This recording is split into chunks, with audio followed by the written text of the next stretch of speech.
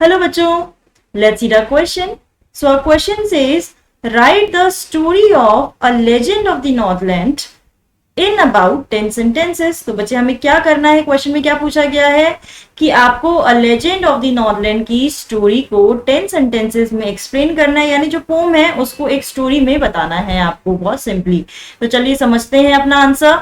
The pome is a story about an old women who angered Saint Peter because of her greed and selfishness। कि हमारी जो story है और हम जिस बैलेड की बात कर रहे हैं या फिर लेजेंड ऑफ नॉर्थलैंड की बात कर रहे हैं, वो एक ऐसी पोम है जिसमें कि एक स्टोरी बताई गई है कि एक जो ओल्ड वेमेन होती है वो किस तरीके से सेंट पीटर को गुस्सा दिला देती है। ठीक है, और उन गुस्सा क्यों आता है? क्योंकि जो लेडी है वो बहुत ज्यादा ग्रीडी और सेल्फिश है। ठीक है, सो होता क्या है, one cent Peter was preaching around the world and reached the door of a cottage where a little old woman was baking cakes on the hearth।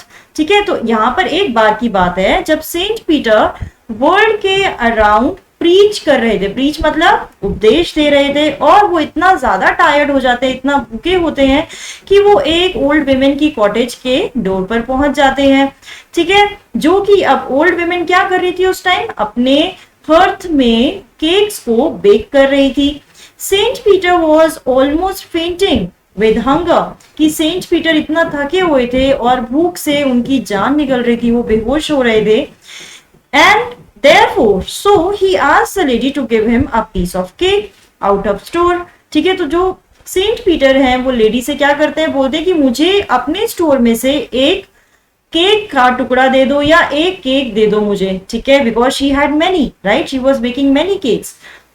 The old lady made up very little cakes for him, but every time they seemed too big to give away।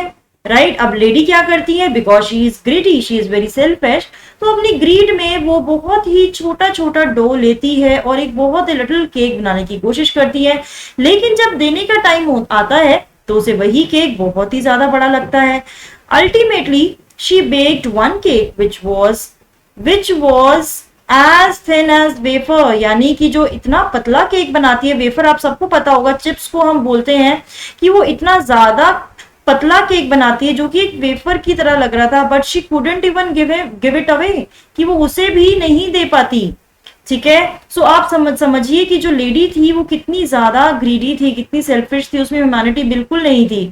And this made saint Peter so angry that he turned her into a woodpecker for her selfishness. और इसी चीज के कारण ये देखकर Saint Peter को इतना गुस्सा आता है कि वो उसे वुड पेकर में चेंज कर देते हैं, जो कि एक बर्ड होता है।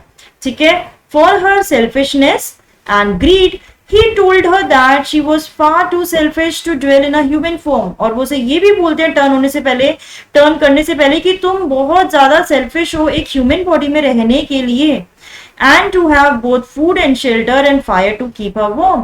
और तुम इतना ज्यादा जो फूड एंड शेल्टर तुम, क्योंकि एज अ ह्यूमन हमारे पास सब कुछ है, फूड है, शेल्टर है, और हम एक ह्यूमन फॉर्म में रह रहे हैं। We are the most intelligent creature on earth, right. So he said about the women and then turned her into woodpecker, कि आप वुडपेकर की तरह रहोगे। बर्ड्स को शेल्टर नहीं मिलता है, बहुत ही मुश्किल से उन्हें शेल्टर बनाना पड़ता है। ठीक है, और वुड पैकर को तो बहुत ही कम खाने के लिए बहुत ज्यादा मेहनत करनी पड़ती है, बोर करना पड़ता है ट्रीज में। इसीलिए ये रीजन था कि जो हमारे सेंट पीटर हैं वो लेडी को वुड पैकर बना देते। तो ये एक स्टोरी है जो कि बच्चों को सुनाई जाती है।